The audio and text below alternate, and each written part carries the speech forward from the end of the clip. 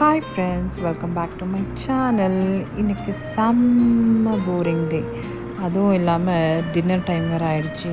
என்ன சமைக்கலான்ட்டு ஒரே போர். நம்ம ஊரில் இட்லி தோசையை தவிர வேறு எதுவுமே சாப்பிட மாட்டாங்க யூஸ்வலாக டின்னர் டைமுக்கு. ஸோ அதையும் தாண்டி எனக்கு இருக்கிற கொஞ்சோண்டு மொழியை கசக்கி பிசக்கி ஏதோ ஒன்று யோசித்து செய்ய ஆரம்பிச்சிட்டேன். ஸோ நீங்கள் எதிர்பார்த்துறாதீங்க நான் எதுவும் பயங்கரமாக சமைக்கிறேன்ட்டு. நானே ஒரு சரியான சோம்பேறி. எனக்கு கிச்சனில் ஒன்றுக்கு எக்ஸ்ட்ரா 2 பேர் இருந்துட்டாலே என்னால் சமைக்கவே முடியாதா. அதுவும் இல்லாமல் சில பேர் ரொம்ப ஃபாஸ்ட்டாக பயங்கரமாக சமைப்பாங்க, வகையாக சமைப்பாங்க. நமக்கா ஒரு காய் வெட்டுறதுக்கு 1/2 மணி நேரம் ஆகிடும். இருந்தாலும் எனக்கு தெரிஞ்சதெல்லாம் கட் பண்ணி வச்சு ஒரு கடாயை வச்சு அதில் பட்டர் போட்டு அதை மெல்ட் பண்ண வச்சுருக்கேன். ஸோ ஃபைனலாக என்னோடய டிஷ் எப்படி வருதுன்ட்டு அந்த கடவுளுக்கு மட்டும்தான் தெரியும். நீங்களும் இந்த வீடியோ கொஞ்சம் அட்ஜஸ்ட் பண்ணிவிட்டு பாருங்கள். பார்த்து ஏதாச்சும் சஜஷன் இருந்தால் சொல்லுங்கள் எப்படி சமைக்கணுன்ட்டு. யூஸ்வலாக எங்கள் மதுரையில் செம்மையாக சமைப்பாங்க. அவங்க ட்ரெடிஷ்னல் ஐட்டம்ஸ் எல்லாம் பயங்கரமாக சமைப்பாங்க. பணியாரம், பலகாரம், அது இது எல்லாமே நல்லா சமைப்பாங்க. நான் சமைப்பேன், பட் எல்லாத்துக்குமே ரொம்ப டைம் எடுத்துப்பேன். ஏன்னா யோசித்து செய்வேன். நான் சம்டைம்ஸ் நானே மறந்துடுவேன் என்ன போடணுன்ட்டு. இப்போ பாருங்கள், அந்த பட்டர் நல்லா மெல்ட் ஆகிடுச்சா, அதில் சின்னமாக நறுக்கி வச்சுருக்க பூண்டை போட்டுட்டு நல்லா வதக்குறேன். எனக்கு ஒரு ஃபோக்கஸ்டாக சமைச்சா தான் நல்லா சமைக்க முடியும். நடுவில் யாராச்சும் வந்துட்டாலோ இல்லை ஏதாச்சும் ஒரு மிஸ் ஆனால் நான் டக்குன்னு மறந்துடுவேன் என்ன பண்ணிகிட்ருக்கேன்ட்டு. ஸோ அதனால் நான் ஸ்லோ லேர்னர், ஸ்லோ குக்கர்னால் ப்ரெஷர் குக்கர் இல்லை, என்னால் மெதுவாக தான் சமைக்க முடியும். இப்போ நான் இதில் ஒரு 2 to 3 டேபிள் ஸ்பூன் மைதா ஆட் பண்ணியிருக்கேன். பேசிக்லி இது என்னன்னு பார்த்திங்கன்னா, இது ஒன்றும் இல்லைங்க, ஒயிட் சாஸ் தான், க்ரீமி ஒயிட் சாஸ் தான் நான் செஞ்சிட்ருக்கேன். ஸோ இதை மைதா போட்டு நல்லா அதை மிக்ஸ் பண்ணிக்கணும். மிக்ஸ் பண்ணிவிட்டு அது கெட்டி ஆகிடுது.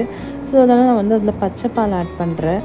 பச்சைப்பால் அப்பப்போ கொஞ்சம் கொஞ்சமாக ஆட் பண்ணிக்கணும் தேவையானதுப்போ. ஏன்னா லைக் ரொம்ப திக்காகிடக்கூடாது, ரொம்ப தண்ணியாகவும் இருக்கக்கூடாது. ஸோ இந்த கெட்டியாக இருக்கிறதெல்லாம் நம்ம கரைச்சி விடணும். நல்லா போட்டு கலர்னதுக்கப்புறம் நம்ம கொஞ்சோண்டு பெப்பர், அதுக்கப்புறம் சால்ட்டு இதெல்லாம் ஆட் பண்ணிக்கணும்.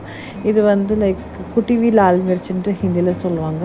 அது என்கிட்ட இல்லாததுனால ப்ராப்பராக இது நான் காஞ்ச மிளகா மிக்சியில் போட்டு அரைங்குறையாக அரைச்சிட்டு அதை ஆட் பண்ணிட்டேன். அதோடு சேர்த்து ஒரு ஸ்லைஸ் சீஸும் ஆட் பண்ணியிருக்கேன். ஸோ போட்டு நல்லா கிண்டிக்கணும். நல்லா கிண்ட கொஞ்சம் திக்காகிடும். பட் இன்னும் கொஞ்சம் நம்ம பால் ஆட் பண்ணி ஒரு செம்ம க்ரீமியாக இருக்கிற மாதிரி நம்ம நல்லா அதை கலரி எடுத்துக்கணும். கொஞ்சம் பொறுமையாக செய்யணும் ஆக்சுவலி. பட் ரொம்ப ஹை ஃப்ளேமில் மட்டும் வச்சிடக்கூடாது, லோ ஃப்ளேம்லேயே தான் கிண்டிக்கிட்டு இருக்கணும். அப்போ தான் அது செம்மையாக இருக்கும். ரொம்ப திக்கும் ஆகாமல் தண்ணியும் ஆகாமல் செம்மையாக எடுத்துடணும்.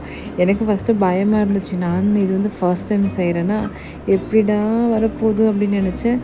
பட் சீஸு, பட்டரு இதெல்லாம் ஆட் பண்ணியிருக்கிறதுனால கண்டிப்பாக அது ஒரு நல்ல டேஸ்ட்டில் தான் இருக்கும்னு நினச்சி நம்பி நக்கி பார்த்துட்டேன்னா ஓரளவுக்கு அப்போ தான் மூச்சு வந்துச்சு எனக்கு. ஓகே, சாப்பிட்டுலாம் போல்.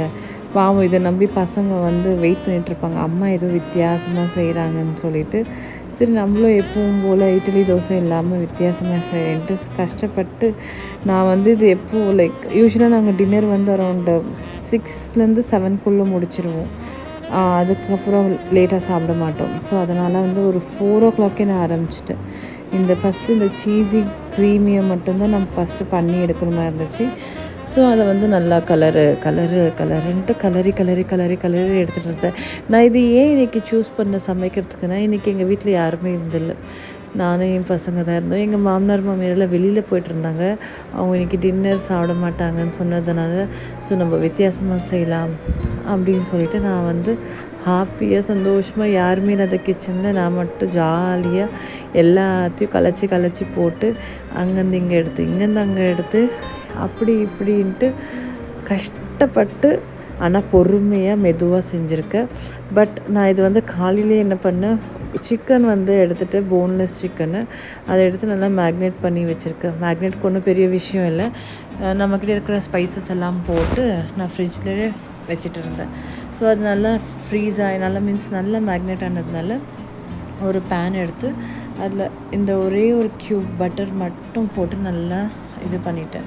நல்லா தேய்ச்சி விட்டு வேறு எதுவுமே ஆட் பண்ணல. அந்த மேக்னேட் பண்ண அந்த சிக்கனை எடுத்து அப்படியே அந்த தவாவில் போட்டு இப்படி ஒரு பெரட்டு அப்படி ஒரு பெரட்டுன்ட்டு ஃப்ரண்ட் அண்ட் பேக் நல்லா திருப்பி அதுலேயே வந்து ஃபுல்லாக க்ரில் மாதிரி பண்ணி விட்டுட்டேன். இதுதான் எனக்கு ரொம்ப பிடிக்கும். ஆக்சுவலி யூஸ்வலாக துபாயில் வந்து செம்மையாக இந்த மாதிரி ரெஸ்டாரண்ட்டில் விற்கும். அவங்க செய்கிற சார்கோல் சிக்கன் சொல்லிட்டு அங்கே ரெஸ்டாரண்ட்டில் ரொம்ப ஃபேமஸ்.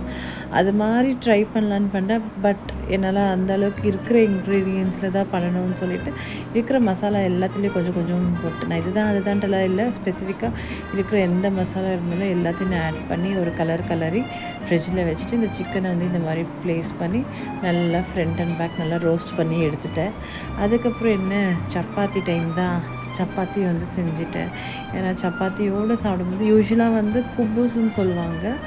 இது வந்து என்னடா வித்தியாசமாக பேர் சொல்கிறேன்னு மட்டும் நினைக்காதீங்க. இது வந்து துபாயில் வந்து குபூஸ்ன்னு சொல்லி விற்பாங்க. அந்த சிக்கன் சார்கோலோட வந்து குபூஸ் விற்குவாங்க. அது ரொம்ப சாஃப்ட் பன், மீன்ஸ் லைக் சப்பாத்தி மாதிரி தான், பட் ரொம்ப சாஃப்டாக இருக்கும். அதுதான் விற்பாங்க. பட் அது வந்து இங்கே என்னால் செய்ய முடியாது, பிகாஸ் எனக்கு தான் தெரியாதே. அதுக்கப்புறம் எங்கள் கடையிலையும் அது விற்காது. ஸோ அதனால் நான் வந்து நார்மலாக எனக்கு தெரிஞ்ச மாதிரி சப்பாத்தியை வந்து செஞ்சுட்டு நல்லா அந்த சப்பாத்தியோடு அதை சேர்த்து சாப்பிடும்போது அது செம்ம சூப்பராக டேஸ்டியாக இருக்கும். பட் இந்த வாட்டி வித்தியாசமாக லைக் அந்த க்ரீமி சீஸ் அது வந்து பாஸ்தாக்கு தான் யூஸ்வலாக அந்த மாதிரி செய்வாங்க. பட் நான் வந்து வித்தியாசமாக இதோடு சேர்த்து சாப்பிட்லாம் அப்படின்னு சொல்லிட்டு நான் வந்து செஞ்சுருக்கேன். எப்படி வரும்னு சொல்லிட்டு என் பசங்களை தான் கேட்கணும் எப்படி இருக்குன்ட்டு. பட் ஐ திங்க் ஸோ அவங்களுக்கு ரொம்ப ஹாப்பியாக இருப்பாங்கன்னு நினைக்கிறேன். ஸோ வந்து சப்பாத்தியும் செஞ்சு முடிச்சுட்டேன். சப்பாத்தியும் நல்லா சாஃப்டாக வந்திருக்கு. ஏன்னா யூஸ்வலாக நான் வந்து எண்ணெய் தடவ மாட்டேன். பட் வந்து இந்த வாட்டி பட்டர் தடவி இருக்கிறதுனால நல்லா நெய் போட்டதுனால நல்லா சாஃப்டாக வந்திருக்கு. அடுத்து என்ன, ஃப்ரெஞ்ச் ஃப்ரைஸ்க்காக உருளைக்கிழங்கு எடுத்து கட் பண்ணிட்டு கொஞ்சம் அதே மசாலாலாம் போட்டு டீப் ஃப்ரை பண்ணலை, இந்த சிக்கன் ஃப்ரை பண்ண அதே தவாவில் வந்து அதே எண்ணெயில் எடுத்து போட்டு ஃப்ரெஞ்ச் ஃப்ரையும் வந்து ஃப்ரை பண்ணி எடுத்துட்டேன். ஸோ ஃபைனலாக என்னோடய டின்னர் வந்து இந்த மாதிரி தான் பிளேட்டிங் பண்ணேன். கொஞ்சம் ஃப்ரெஞ்ச் ஃப்ரை, அந்த சிக்கன், 2 சப்பாத்தி, அந்த க்ரீமியான சாஸ் செம்மையாக இருந்துச்சு. சாப்பிட்டு பார்த்துட்டு என்னாலே நம்ப முடியல நானாக இது செஞ்சேன்னு சொல்லிட்டு. ஃபைனலாக கஷ்டப்பட்டு குக் பண்ணது வந்து வீணாக போகலை. என் பசங்களுக்கு ரொம்ப பிடிச்சிருந்துச்சு, ரொம்ப ஹாப்பியாக இருந்தாங்க டிஃப்ரெண்ட்டாக சாப்பிட்டதுனால. அதே மாதிரி எனக்கும் ரொம்ப பிடிச்சிருந்துச்சு. நான் கஷ்டப்பட்டு செஞ்சு செம்மையாக வந்துடுச்சின்னு சொல்லிட்டு ஸோ ஃபைனலாக இந்த ஒரு வீடியோவை நான் முடிச்சு. இந்த வீடியோ உங்களுக்கு பிடிச்சிருக்குன்னு நான் நம்புறேன். பிடிச்சிருந்துச்சுன்னா கண்டிப்பாக மறக்காமல் லைக் பண்ணுங்கள், கமெண்ட் பண்ணுங்கள், அண்ட் மறக்காமல் சப்ஸ்கிரைப் பண்ணிவிடுங்க. ஸோ தேங்க்ஸ் ஃபார் வாட்சிங்.